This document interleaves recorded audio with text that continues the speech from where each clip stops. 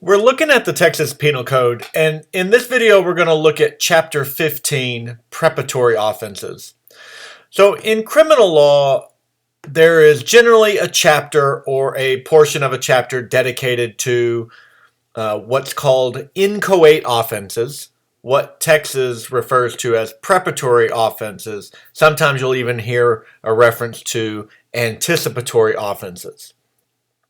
And these are offenses that have something in common compared to other offenses in that they do not require the completion of a criminal act. So this allows us to punish, prosecute offenders who have unsuccessfully committed a crime. So they've started a crime or they're preparing to commit a crime, but they have not completed the crime.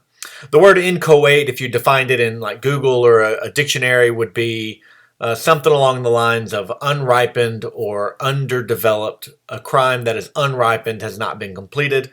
And there are three major examples that we see, and we can see them all on this page for the state of Texas: 1501, 1502, 1503, attempt, conspiracy, and solicitation. So these involve the beginning parts of what would otherwise be a standard or target crime in the penal code, but for whatever reason they don't reach completion, or they're not required to be completed before an offender satisfies the elements of a crime. So if we look at the first one, attempt, a person commits an offense if, with a specific intent to commit an offense, he does an act that amounts to more than mere preparation, but tends to fail in the effect of the commission of the offense intended. All states are going to treat their criminal attempt statute different. Some use what's known as a substantial act test or a substantial step toward the completion of the crime. Some states might use what's known as the last act test, so that the only thing remaining would be the actual completion of the crime.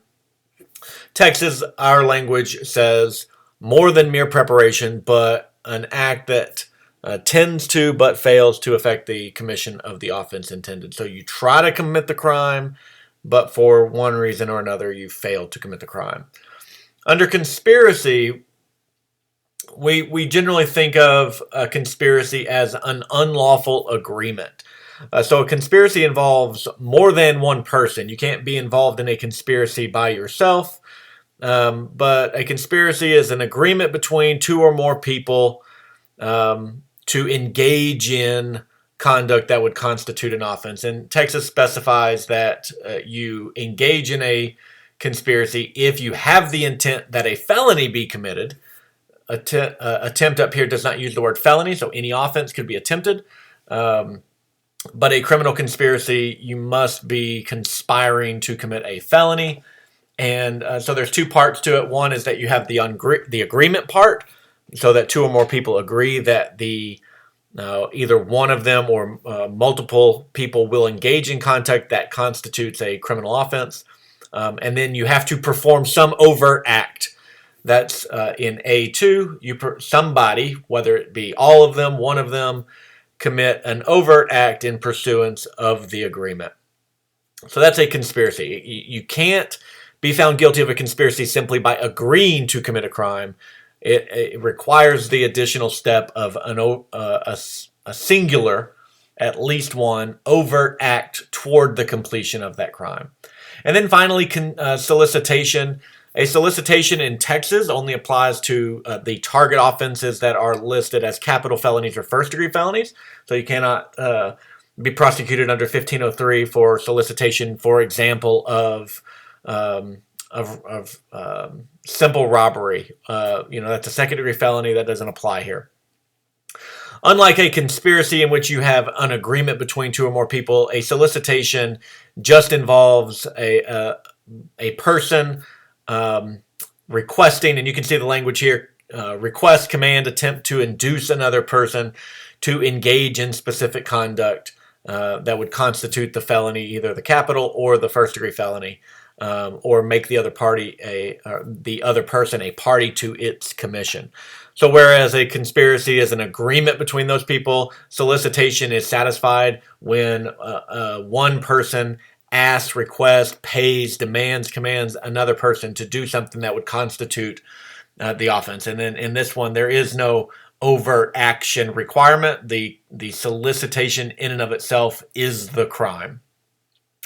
So there are other, if we go back to the main page under Title 4, there's also some things that are generally considered inchoate offenses, criminal instruments. So if you might have heard of possessing of burglar tools or things like that, they might be considered inchoate. But we're typically looking at the three major inchoate offenses: attempt, conspiracy, and solicitation. So come to the Penal Code if you want more information, and be prepared to answer questions about those types of offenses, and know kind of a generic definition of inchoate: unripened, underdeveloped, preparation, anticipatory, something along those lines.